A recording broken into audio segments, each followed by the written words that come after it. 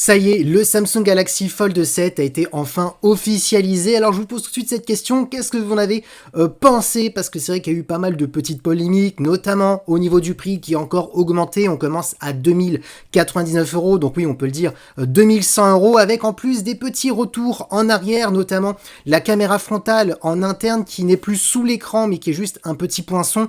Alors comme je l'ai dit dans ma vidéo que j'ai postée sur ma chaîne YouTube, je pense que le souci c'était la qualité qui était quand même plutôt médiocre. Jusqu'à maintenant tous les smartphones chinois qui lancent une caméra frontale sous l'écran, elle est plutôt médiocre, donc ils ont préféré choisir la qualité. Et en plus, la grande nouveauté sur ce Fold 7, c'est la finesse.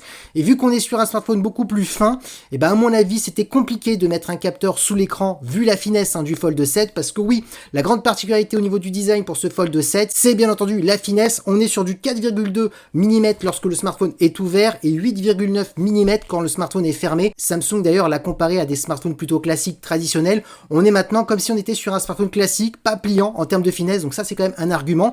Mais donc du coup un argument qui a quand même fait gonfler le tarif de ce smartphone à 2099 €. Les perfs, on est sur un Snapdragon 8 Elite, 12 ou 16 Go de RAM, donc voilà, rien à dire, on peut faire du gaming, on peut faire des tâches plutôt gourmandes. La partie photo, on a un gros capteur de 200 mégapixels, le même que le S25 Ultra, on a un ultra grand angle de 12 mégapixels et un téléobjectif de 10 mégapixels qui permet d'avoir un zoom optique jusqu'à x3, donc on le voit, il y a quand même des grosses caractéristiques. Lorsque vous aurez le smartphone, on est sur une diagonale de 8 pouces avec une bonne résolution de 2184 x 1968, donc on est entre du Full HD+, et Quad HD+, un bon écran de 6,5 pouces externe, donc comme un smartphone avec un écran plutôt classique, Full HD+, du 100 Hz pour les deux écrans bien entendu, du 2600 nits pour les deux écrans, donc des écrans extrêmement lumineux. Donc voilà, je vous ai donné les caractéristiques les plus intéressantes. Par contre, là où ça pêche un petit peu, c'est au niveau de la batterie. On n'a malheureusement pas de silicium carbone, donc pas de nouvelle technologie de batterie. Tout le monde pensait qu'on allait avoir cette nouvelle technologie de batterie, donc c'est vrai qu'on commence à se poser des questions. Est-ce que les S26 vont l'avoir? On sent que Samsung a peur de changer de batterie. En même temps,